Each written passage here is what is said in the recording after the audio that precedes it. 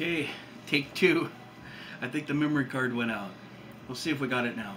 Greetings, ladies and gentlemen, and non-binary, intergalactic, interplanetary time travelers, as you see fit to call yourselves. Greetings, we salute you. My name's Oliver, and I'm in a bunker, as usual, in Studio 72. It's got a ring to it, doesn't it? I like that. Today I want to talk about student loan debt, student loan forgiveness. And then briefly, and then I want to listen to a little clip from Charles Payne through Fox News. He had some choice words for progressives. It's harsh, I guess, in a way, but I like that a lot, and I think it's very relevant. But they were talking about student debt cancellation, so lemon ginseng tea. God, I've been on a lemon kick lately, and it's fresh lemon squeezed in water, ice water in the morning. It's supposed to be really good for the liver, which is good. I think everybody could use a little liver detox. I particularly need more than the average bear. So, but I want to do just a quick little astro read here. We're looking at the sun goes into Taurus today at 7:24 West Coast surfer time, 7:24 p.m. the sun goes into Taurus. I'm a Taurus, 3rd of May, and I love Taurus. I've always loved Taurus. I've always made lots of friends that were Taurus, artists, classic artists, Taurus connection. We like bright, shiny objects. That's the quickest way to a Taurus's heart, is just shiny little objects, you know, like we're cats on a cat laser. It's just, no, it's not quite that bad, but, you know, Taurus does have its downsides too. But anyway, I wanted to mention that, and then the moon goes into the sun. It's void, of course, during 4:20 for 4:20 tomorrow. At 1:56, it goes void, of course. The moon's in this weird little no man's land.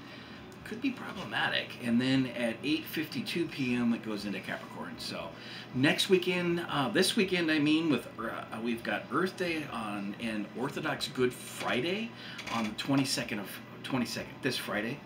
So it's the Orthodox Good Friday with the Orthodox Easter. So we could have a repeat, only intensified, of blood in the streets, unfortunately, in the Holy Land on the Holy Weekend. Something very odd about how we like to brawl and fight and kill each other during prayers. That's for another show. And then the weekend after that, Ramadan ends, and we've got an eclipse on Saturday, which, pray to God that Taurus will ground all that down. It might. So let's get back here to the student debt. Pramila Jayapan, the representative, on the 16th of April, did a tweet: student debt cancellation is racial justice. Student debt cancellation is gender justice. That's it. Student debt cancellation is economic justice. That one makes sense. The third one. So she's got her virtual signaling tweet that, you know, Biden and these progressive Democrats, right? Oh, these socialists, everyone calls them these socialists. Oh, it's like, these guys are lapdogs for Democratic establishment. They want you to believe they're socialists. And I'll tell you right now, people like Charles Payne and his interviewer here on Fox, they've taken the bite, they've taken the bait, bit it, and hooked with this socialist. And you got to admit that the programming and the psyops coming out of Rep AOC and Pramila Jayapal, they're doing this little mantra like, hey, yay, we're socialists. And it's like, no, you're not. No, you're not. Canceling student loan debt isn't socialist. No, the workers are not controlling the means of the profits. You're delusional. We have a combination in America, which is not going to change. Combination of free market capitalism, although I would argue it's crony capitalism, and that's why we're having so much heartache and trouble. That argument is pretty easy to make. It's a classic libertarian argument to make that we really aren't in a free market.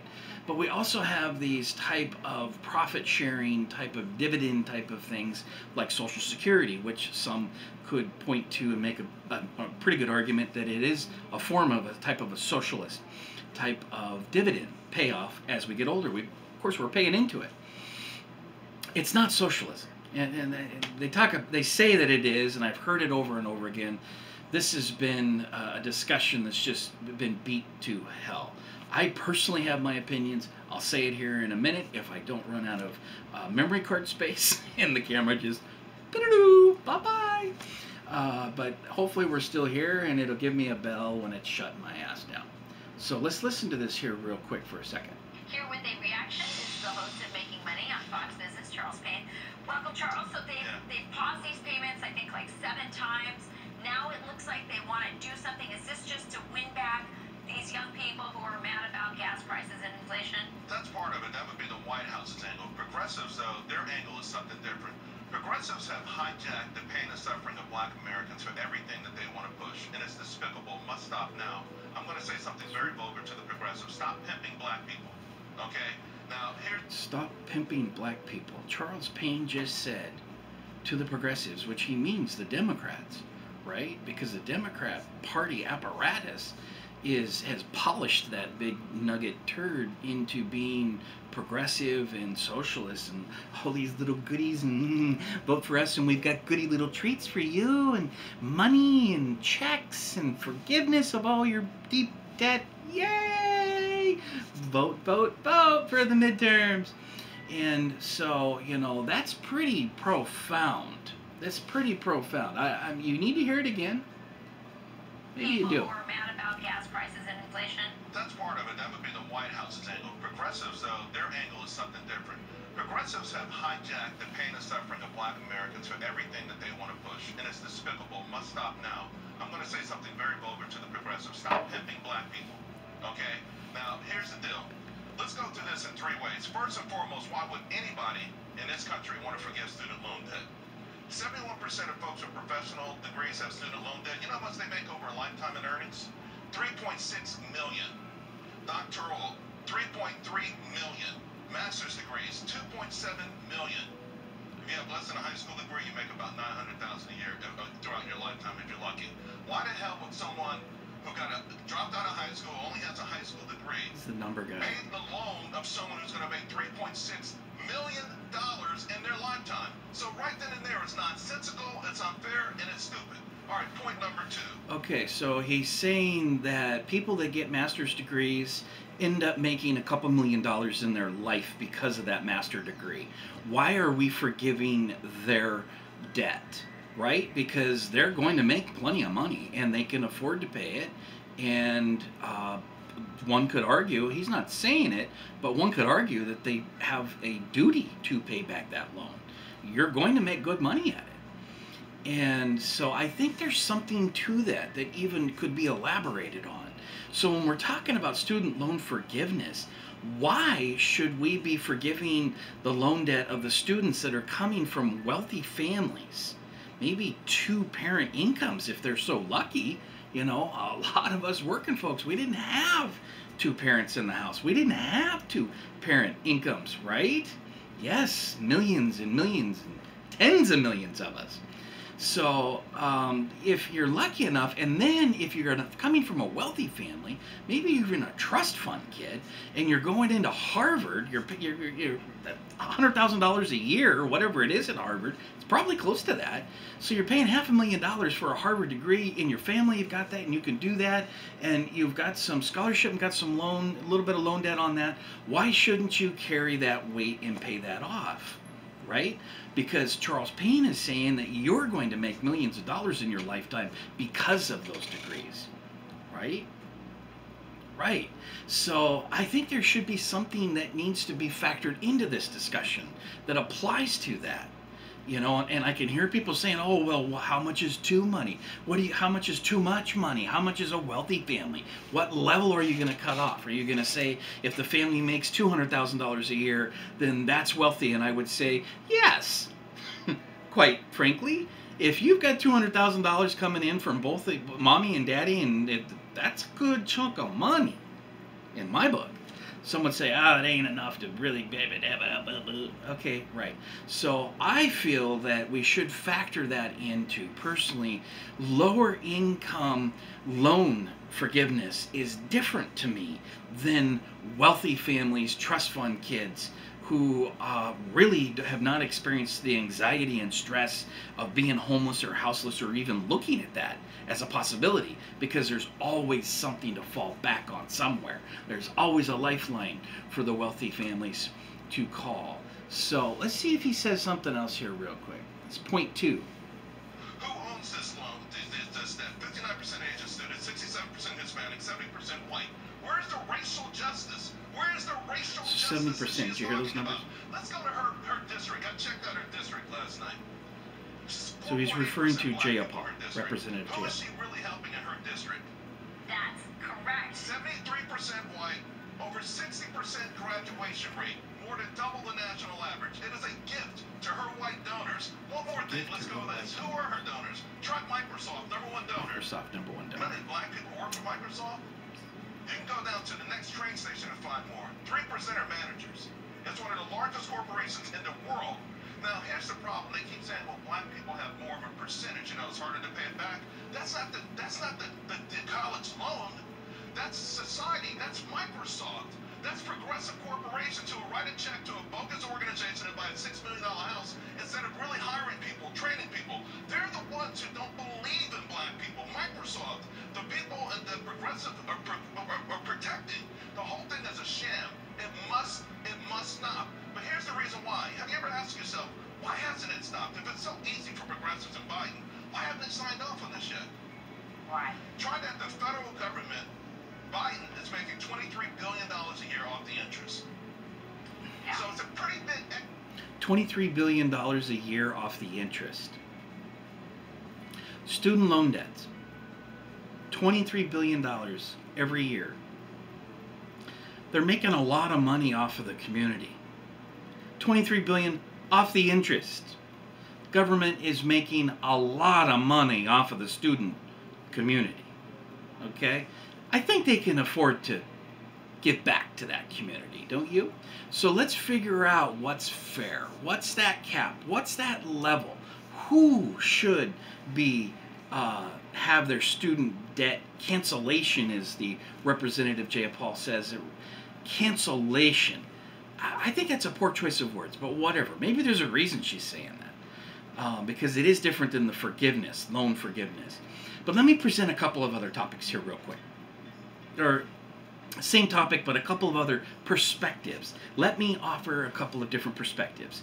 The one thing that I think is really important to throw into this conversation is there's already student debt forgiveness on the books if, it's a big if you work a nonprofit for 10 years.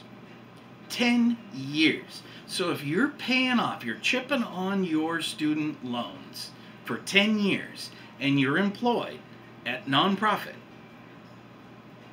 there is a loan forgiveness, student loan cancellation, student loan forgiveness, whatever the words you want to use, that's on the books now. I recommend that we lower that number. Bring it down from 10 years. What number you want? You want to go 3 years? If you do 3 years, if these students go out there into the community, they're going to be working for peanuts, they're going to be chipping away for 3 years on their student loans, how about we reward them for their life decisions to go get an education, and not just about themselves get an education, but return that to the community in the form of nonprofit work, social service work. It could be a number of different nonprofits. Even I think the Portland Art Museum is technically a nonprofit, right? So I believe that even applies for the Portland Art Museum. But because I've had people there work in security. I've had friends that I've known working there in security. So that is very significant. So is it 5 years? Are you comfortable with 5 years instead of 10 years? Are you not comfortable at all of lowering that rule, guideline, protocol that's on the book now? I am. I say lower that. Here's another thing. AmeriCorps.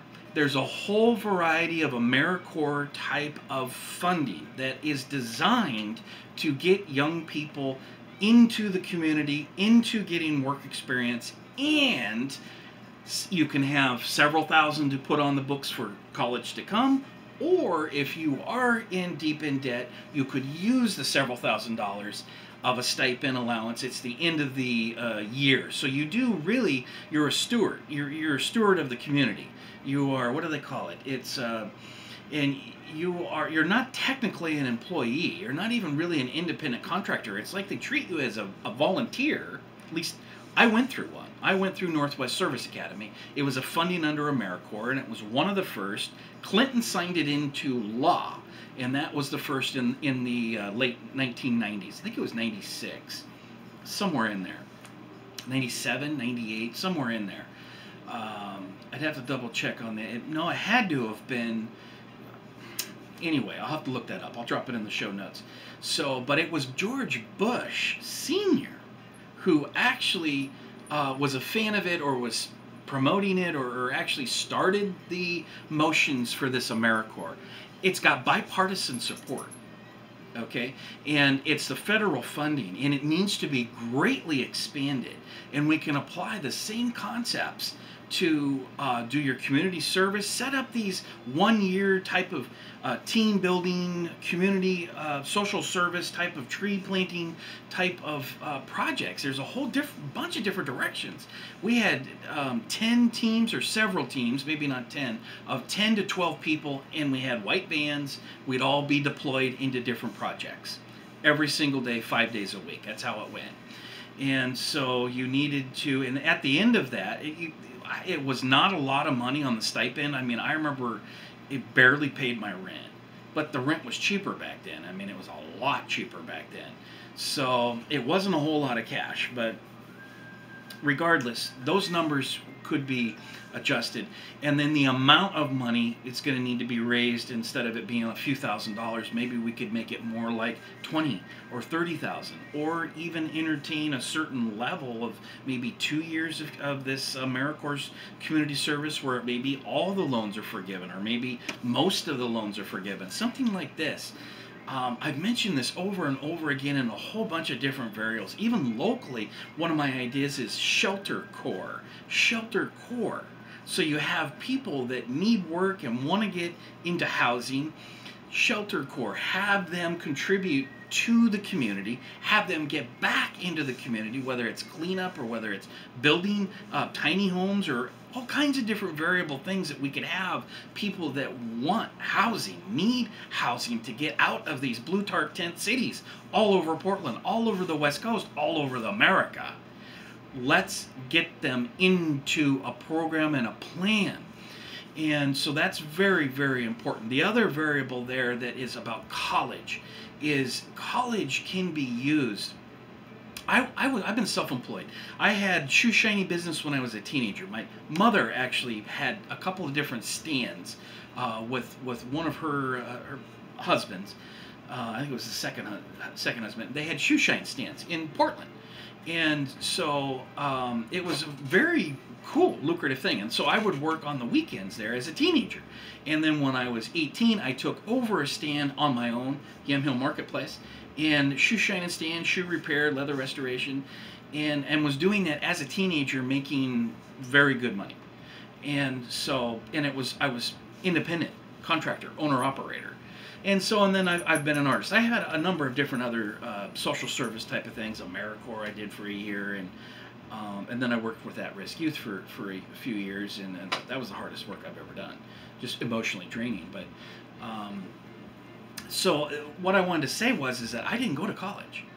I didn't want to go to college. After I barely got out of high school, I did graduate from Lincoln High downtown. Barely. I mean, it was night school, and I don't even know. I barely pulled it off, but I did. But after that, I was like, F this. I mean, I was done with it. I didn't want the social dynamics. I didn't want the psyops of it. It wasn't even beneficial.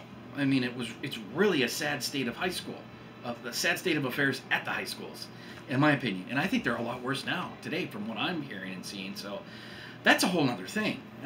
But I didn't go. And so, and then when my daughter, when I was born in 2011, in 2010, 2011, I was like, what the hell am I going to do now, boss? You know, it's like this free, footloose, artist type of, you know, drinking beers with the bros in the surfer house was not going to work. And so I went to college for the first time, and at 39 or 40. I'm going to be 50 here in a couple of weeks. So 39, and I went into Portland Community College and went into journal studies and shooting for an associate's, came out certificate in real estate. I was thinking about property management, certificate in property management, and then I was thinking, well, why not do a broker? And then I was like, do I really want to be working with the banks in all of this paperwork and Ponzi pyramid schemes? And so I kind of got tripped up on the financial part in my brain. But $35,000 in debt, okay?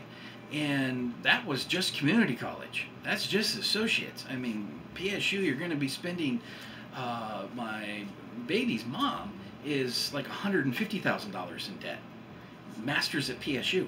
I mean, that completely debt consumed her mind and really interfered with being a parent in my book. But I don't want to get into all that in my personal, but I think that's a lot more widespread, where it's the modern woman is to go earn more money than the men. Get in there, it's your right, it's your responsibility, go get it. And that's kind of what's happening. So we're seeing a breakdown with somebody staying at the home. I flip it. Being a single parent, single dad, I think the dads could stay at home and pick up art, right? Pick up pottery, pick up something, a craft, pick up something at home, and be that sole parent. You be Mr. Mom, which I have, and I loved. I really enjoyed it. Now, that was at 40 into 50. It might have been different. It would have been different in my 20s and to being like in my 30s. Very different for me, personally. And maybe other people too. Maybe other dads too. I don't know. I don't want to speak for everybody. Everybody's different. Everybody's got a different story. But, you know, I think there's some value to that. And why not? Why not make it financially affordable for a father to teach and raise their child, or more than one, their kids, their children at home? And if they're lucky to have another partner that's making money somewhere, I didn't, but some are. If you're lucky to do that, then the women can go out and kick ass, bring in the money, right? Why not?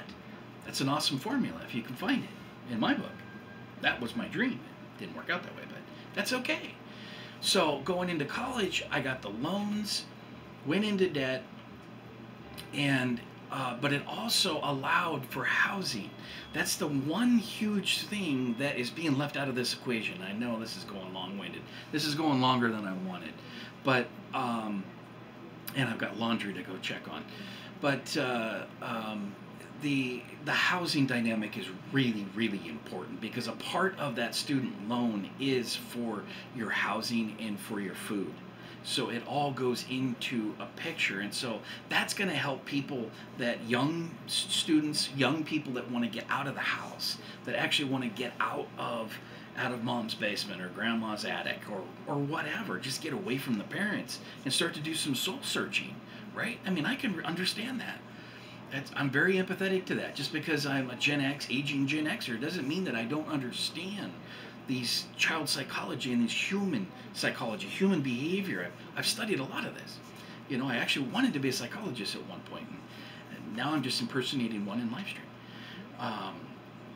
No, really, every artist is a psychologist. We have too much time to stare at a blank white canvas. You have to think too much, whether you want to or not. You think it too much. But that's a part of the magic. And so the housing is included in that. How about people that are coming out of jail? How about young people that have there was a fuck up, there was a situation, maybe there was a gunfight, maybe there was a delivery of some narcotics. It happens. It happens every day. And they're coming out of jail. What are they going to do? What are they going to do with their life? Let's get them into college. Let's have them think about some things. And you don't have to do an associate's degree. You can do a one-year program, work program, and become an alcohol and drug counselor. You know, or learn some tricks of the trades of maybe smart chips, maybe manufacturing, maybe code writing. I don't know. I mean, there's a lot of things that you don't have to do 4 years. You don't have to become a nurse. You don't have to become a doctor. You don't have to do all this heavy shit and go into deep debt and get real depressed about it, like a whole bunch of people I know. So it's like, you don't need to do that. You don't need to do that. You can still live life and smile and find some joy, right? And of course we can.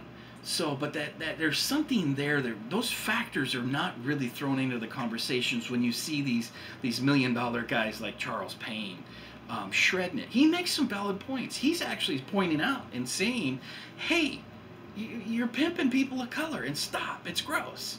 And they are. The Democrats are. They're saying, "Hey, we got carrots, we got dangles. It's a dangle. It's the greatest grift dangle of all time," right? I mean, Bernie Sanders started it. He actually took that from a progressive value of a platform of the Green Party. I mean, Dr. Jill was super huge about student loan forgiveness. That's really where that originated from. Before Bernie Sanders was chiming it, before Bernie Sanders got his paws in on that platform, it came from Green Party. It is what it is. And so, and there's some value in it. There's some great value in it. But, back to Charles Payne's arguments there, without playing the whole video, we did get through a couple minutes there, but, and I'll post that link in there. You can listen to the whole thing when I upload this. I'll post that. He makes some valid points that you're really not helping people of color. 70% are white folks that have got student loan debt. And so, but I would flip that around and say, instead of splicing up the demographics like all that, but there is something to be said about it, because it contradicts what they're saying and how they're portraying it, how they're spinning it. This gender justice, what?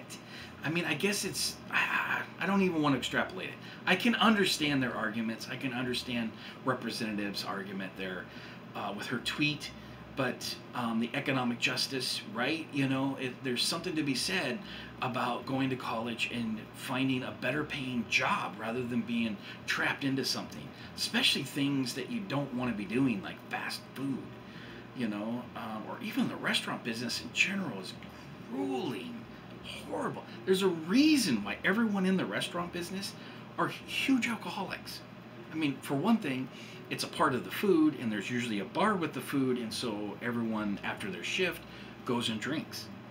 It's, you know, but that could be said about a lot of occupations. Speaking of heavy drinking occupations, the nurses are ready to go on strike at Providence, and I stand with those nurses.